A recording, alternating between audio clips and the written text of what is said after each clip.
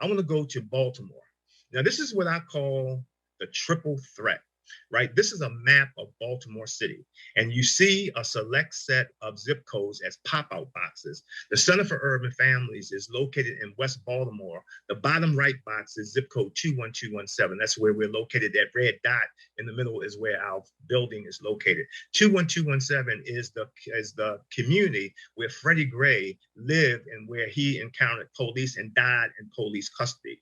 So as you'll see in this box, there are the number of what's called non-custodial parents, mostly dads, but not exclusively.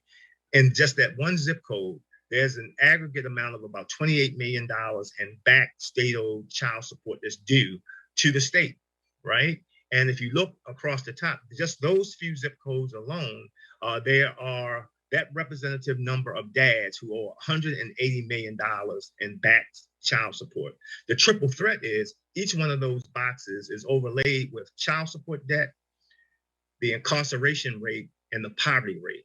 And if you have any appreciation for data, it's almost impossible for dads who are represented in this data to be able to advance themselves, to care for their children, and to be successful in community and even engage the labor market. One of the other data points that's not on here, if a dad was to take a job in these circumstances, the state can also garnish that person's W-2 income up to 65% in the state of Maryland. So you're really putting a person in a destitute situation. And one of our challenges has been to work with the state to advance reform of the child support system. And we've been fortunate to be able to get some movement in terms of legislation that has forced a self-sufficiency reserve.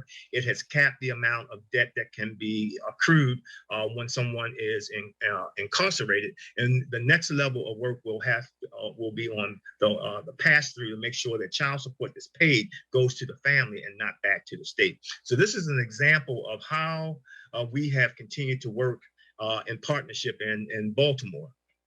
Now, this next body of work is Mo talked about engaging the constituents, the fathers, and programming. And so we work with them to sit at the table with us and child support to co-design an intervention that if dads participated in our programming, if they participated in the labor force, they were able to get percentage of their debt removed as a condition for them participating in these positive activities, including being engaged in the lives of their children.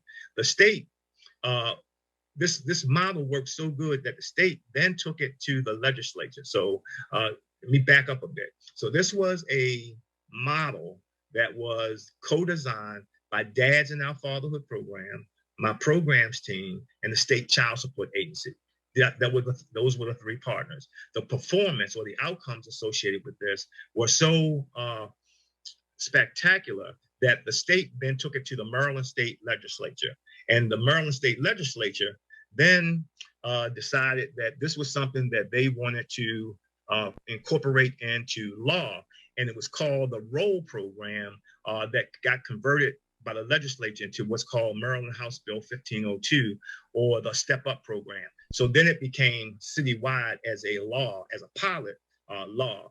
And this is one of the other challenges that we had. Although we had this ability to engage these dads in the programs, and we could get percentages off of their debt expunged, if you will.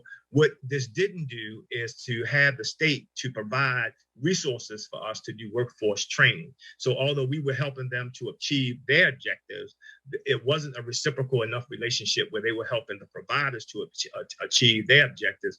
And we did it because it meant that the fathers were getting an opportunity to have debt relief and to be able to participate in the labor force and to be engaged in constructive activities. We have moved this to additional reform efforts that I mentioned before. There's much more to be done, but I did want to share examples of what it means to engage your state child support agency, even sometimes when the relationship can be prickly and it is sometimes difficult to engage with a bureaucracy.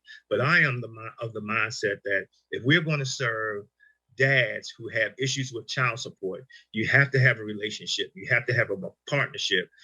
with child support. And sometimes it's pushing the envelope beyond where they want to go. And reciprocally, they will push the envelope beyond where you would want it to go. But absolutely, it has to happen.